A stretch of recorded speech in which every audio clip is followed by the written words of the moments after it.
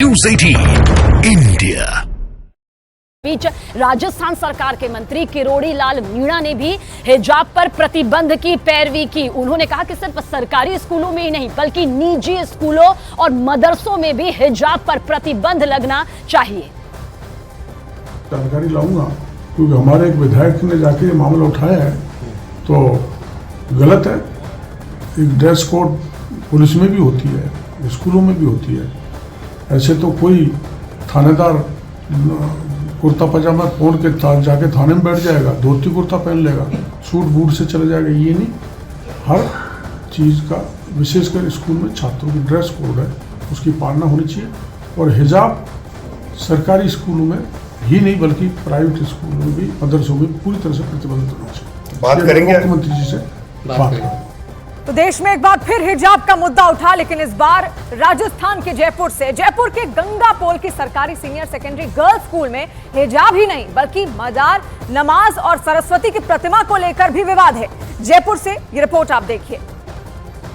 जयपुर के गंगापोल इलाके की सीनियर सेकेंडरी गर्ल्स स्कूल, जहां पर एक विवाद खड़ा हुआ गणतंत्र दिवस के दिन, जब बाल मुकुंद आचार्य जो गवर्नमेंट से विधायक हैं बीजेपी के, वो यहाँ पर बतौर गेस्ट यहाँ पर आए और आरोप उन पर लगा।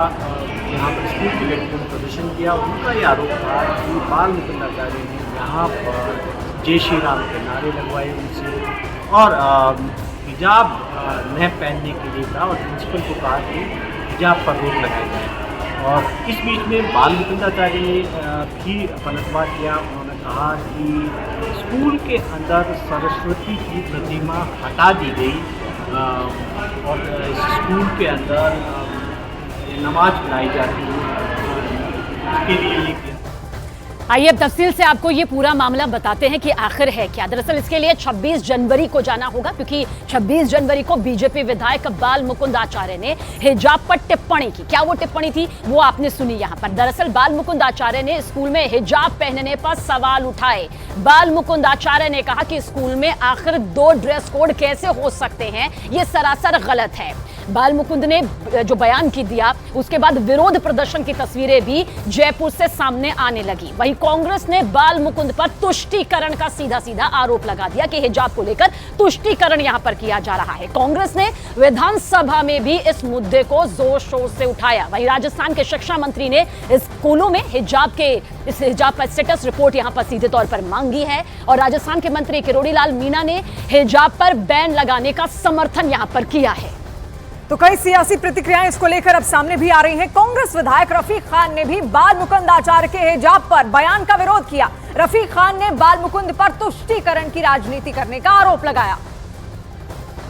भाजपा के विधायक गणतंत्र दिवस पे स्कूल में जाते हैं, गंगापोल स्कूल में बोलते हैं कि यहां हिजाब पे पाबंदी है, यहां हिजाब लगा के नहीं आओगे। मैं पूछना चाहता हूं किस हैसियत से जाते हैं।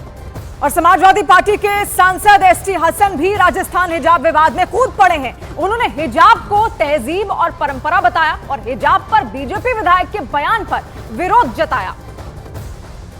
ऐसा लग रहा है कि तैयारी वहाँ पर हो रही है। जो वहाँ के शिक्षा मंत्री हैं उन्होंने स्टेटस रिपोर्ट मांगी है अन्य राज्यों की और वहाँ के एक विधायक हैं, एक मंत्री हैं, वो पैरवी कर रहे हैं कि हिजाब स्कूलों में बैन होना चाहिए, न सिर्फ सरकारी स्कूल में बल्कि प्राइवेट स्कूल्स में भी।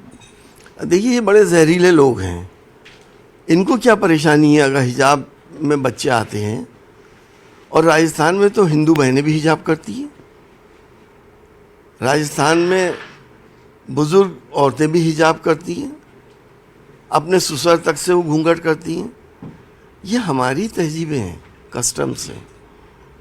इसे आप क्यों चेंज करना चाह रहे हैं? इससे किसी को नुकसान तो नहीं हो रहा। अब हिजाब का लफ्ज़ क्योंकि मुसलमान इस्तेमाल करते हैं तो आप मुसलमानों की दिल आज़ारी करना आपने अपना फ़र्ज़ अवलीन समझ रखा है, इसलिए आप ये सब काम कर रहे हैं। हिजाब को न ज़बरदस्ती उतारना चाहिए और न ज़बरदस्ती पहनाना चाहिए।